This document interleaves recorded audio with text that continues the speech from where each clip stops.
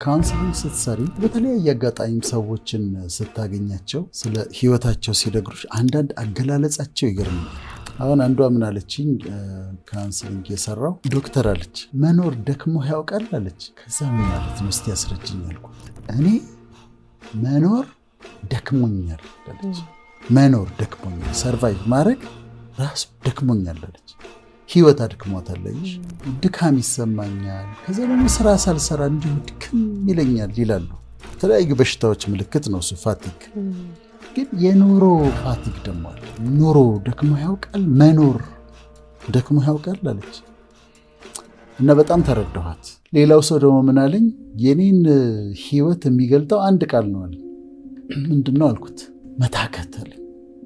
መታከት ታውቃለህ አለኝ። ያው መታከት ታክቶኛል፣ ህይወት ታክቶኛል፣ ኑሮ ታክቶኛል፣ ስትራግሉ ህይወት ትግሉ አታክቶኛል እና እኔን የሚገልጽልኝ መታከት ነው አለ። እንዲህ አይነት ሰዎች በጣም ብዙ ናቸው። ኑሮ የደከማቸው ደከመኝ የሚሉ ግን የማይናገሩ የታከታቸው ታክተው ያሉ እንዲህ አይነት ሰዎች አሉና ዛሬ ከነዚህ ጋር አያይዘን እናወራለን። ምንድነው አሁን ባለፈው ሳምንት ያወራነው ስለ ማይንድ ነው። በአብዛኛው ስለ አእምሮአችን ያወራ ነው።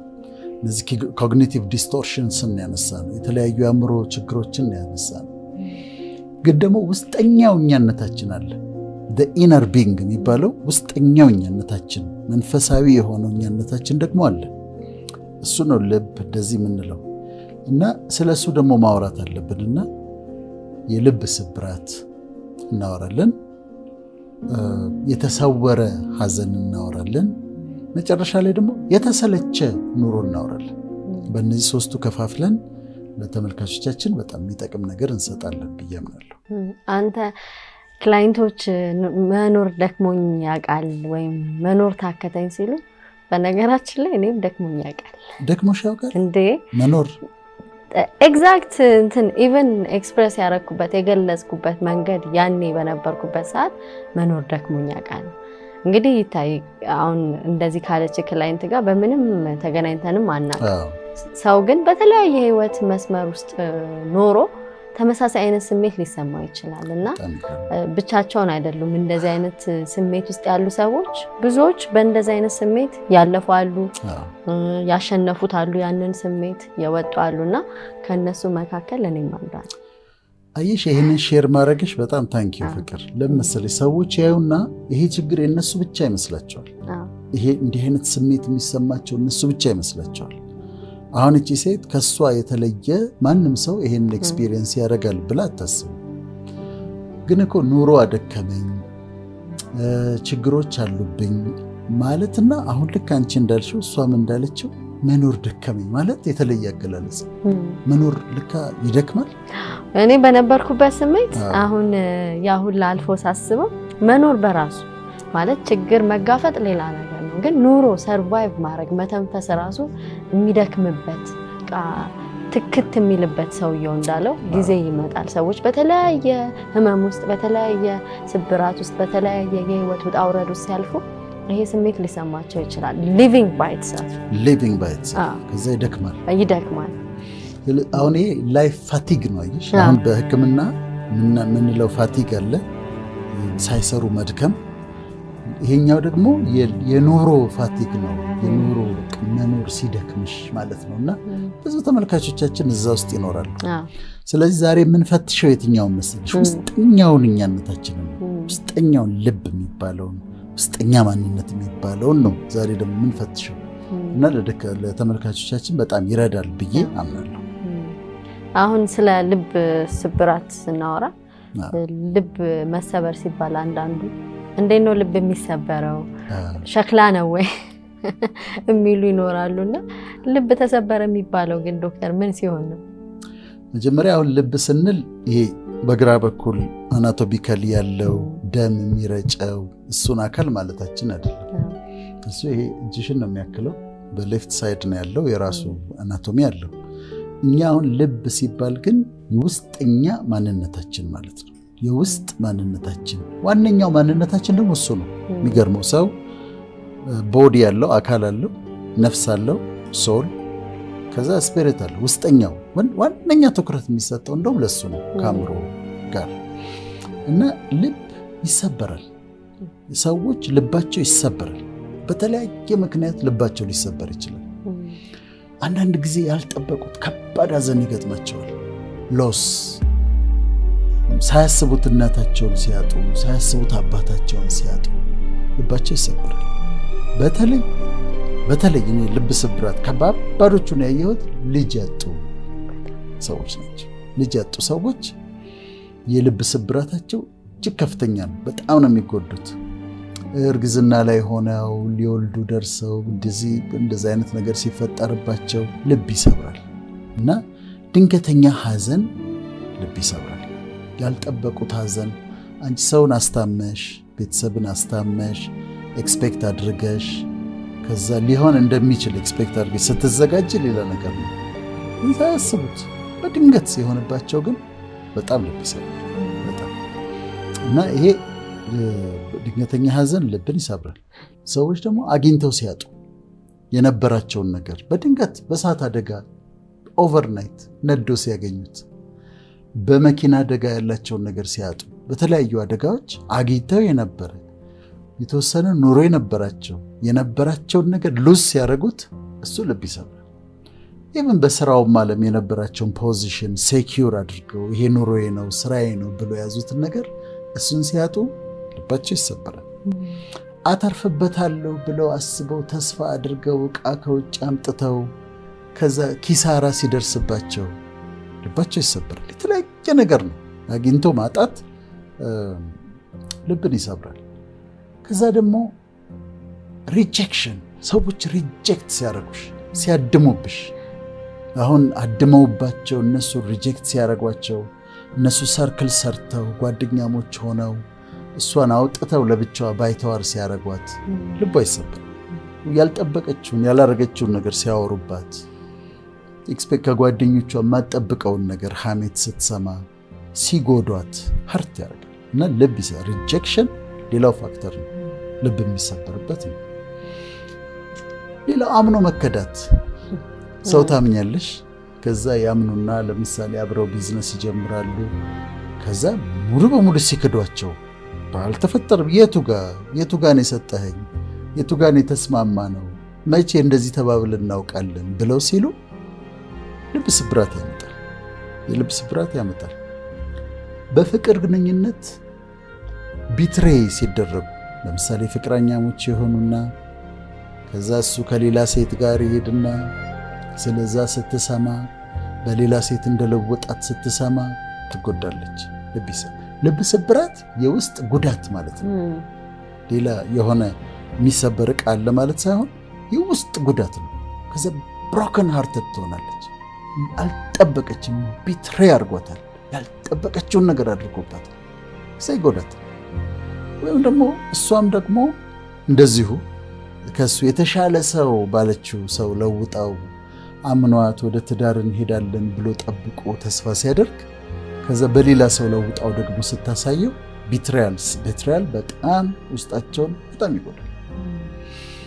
ብድግ ብሎ ባል ወጥቶ ትዳሩን ትቶ ወጥቶ ከዛ በኋላ ሌላ ሴት ሲያገባ ልቧ ይሰበራል። እነዚህ የውስጥ ጉዳቶች ናቸው።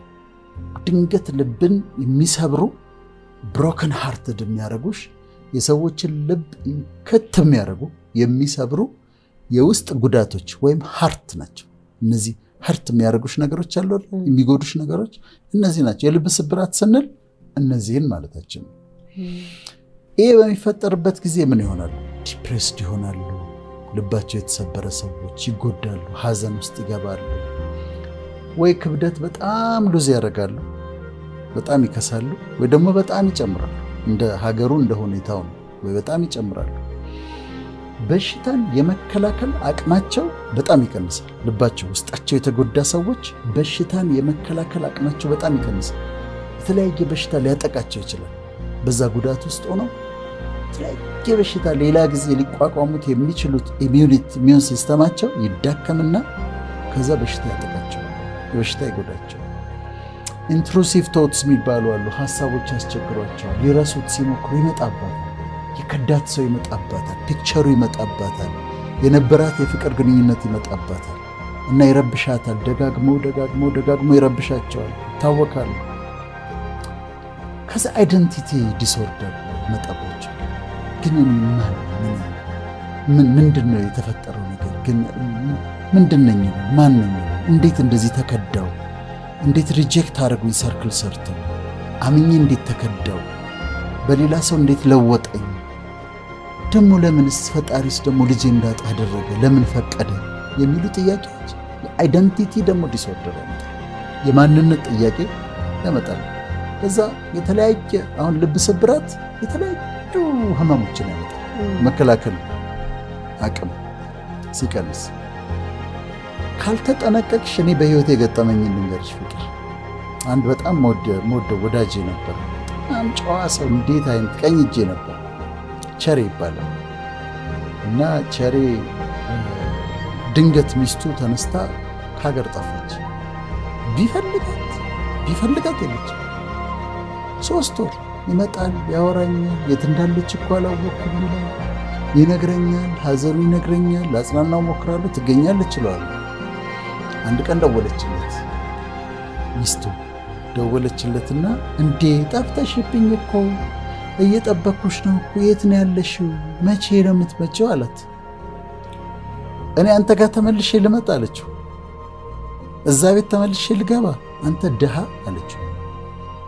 አንተ ድሃ እዛ መከራ ያለበት ቤት ነው ተመልሼ የምገባው ብላ በኑሮ ድሃ ብላ ሰደበችው። ሲመጣ ትልቅ ሰው ነው፣ ከኔም እድሜ ብዙ የሚበልጥ ነው፣ 60ዎች ውስጥ ገብቷልና ሲመጣ ተሰብሯል። የተሰበረ ሰው ያየሁት እሱን ነው። አንድ ከተካየኋቸው በጣም ተሰብሯል እና በጣም ተሰብሯል፣ ተጎድቷል።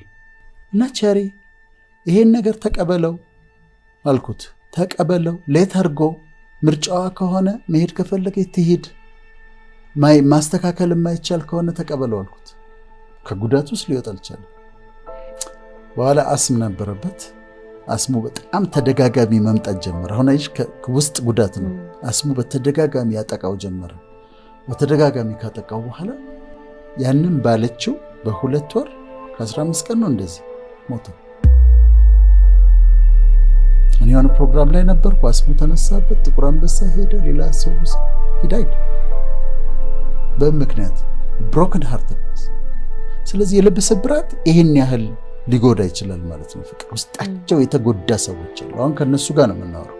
ውስጣቸው የተሰበረባቸው የተጎዳባቸው የውስጥ ህመም ላለባቸው ሰዎች ለነሱ ነው የምናወራው። አንደኛ ብቻቸው እንዳይደሉ፣ ሁለተኛ ደግሞ መፍትሄ እንዲያገኙ በማሰብ ነው። የተሰበረ ልብ እንግዲህ ይሄንን ስናነሳ አንዱ ሰው ልቡ ሲሰበር ፍላጎት ያጣል። ሎስ ኦፍ ኢንተረስት፣ በፊት የለመደውን ነገር ለማድረግ ይደክመዋል። ስራ ለመሄድ ይደክመዋል። ከልጆቹ ጋር ጊዜ ለማሳለፍ ይደክመዋል። ራሱን ለመጠበቅ ይደክመዋል። ከሰው ጋር ወጥቶ ሻይ ቡና ለማለት ይደክመዋል። በአጠቃላይ ህይወት ራሱ ቅድም እንዳለችው ሊደክመው ይችላል። በቃ በፊት ላይ ያጓጉት የነበሩ ነገሮች በጠቅላላ ነው የሚቆሙት እና እሱ ነገርም ይመስለኛል ብዙዎች ድብርት ውስጥ እንዲገቡ፣ ሀዘን ውስጥ እንዲገቡ ቅድም ስትናገረው ነበረ። አሁን አንዳንዴ አንተ የደላነ ትተኛለህ ቀኑ ሙሉ የሚባልለት ሰው አለና ቀኑ ሙሉ መተኛት የድሎት ምልክት ላይሆን ይችላል። ሰው በሰላም ቀኑ ሙሉ አይተኛም። ሰው በቃ ህመሙን ላለማዳመጥም ሲል ሊተኛ ይችላል።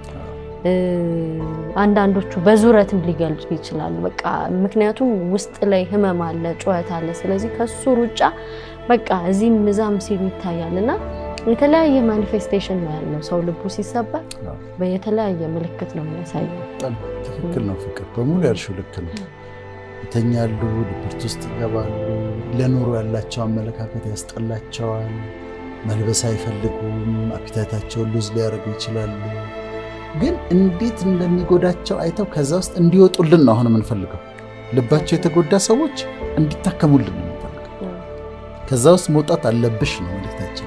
ከዛ ውስጥ መውጣት አለብህ። ምክንያቱም ሲጠገን የተሰበረ ልብ ደግሞ ሲጠገን ልባቸው ተሰብሮ የተጠገነ ልብ ደግሞ ስታገኝ በጣም የሚያስገርም በጣም የሚያስገርም ጉዳቱ ያማል። ሰው ልቡ ይሰበር አንልም። ተሰብረው የተጠገኑ ግን በጣም እግዚአብሔር የሚወደዋል ለሰው ውብ ናቸው።